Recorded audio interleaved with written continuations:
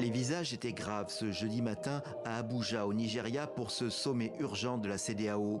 Les ministres des Affaires étrangères des pays membres doivent se concerter après la demande de retrait du Mali, du Niger et du Burkina Faso.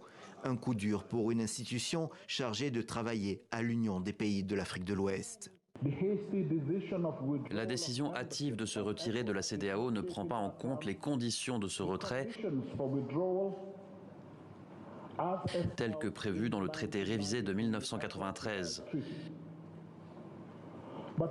Mais, encore plus important, les 3 États membres n'ont pas vraiment réfléchi aux implications de cette décision sur les citoyens, nos citoyens. Les 3 pays sortants n'ont envoyé aucun émissaire à cette réunion et, signe de leur détermination, ils ont la veille affirmé ne pas se sentir tenus par le délai prévu, 1 an entre l'annonce et la sortie effective de l'Union.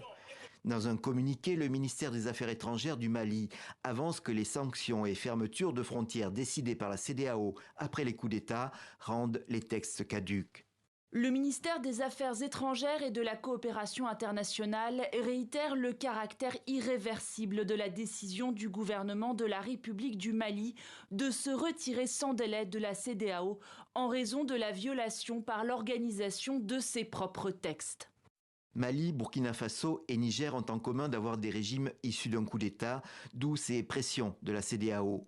Finalement, le 28 janvier dernier, les 3 États ont annoncé leur retrait unilatéral de l'organisation sous-régionale. En septembre dernier, ils avaient créé leur propre Alliance des États du Sahel, ou AES, pour faire face aux attaques de combattants djihadistes, mais aussi aux menaces proférées par la CEDEAO.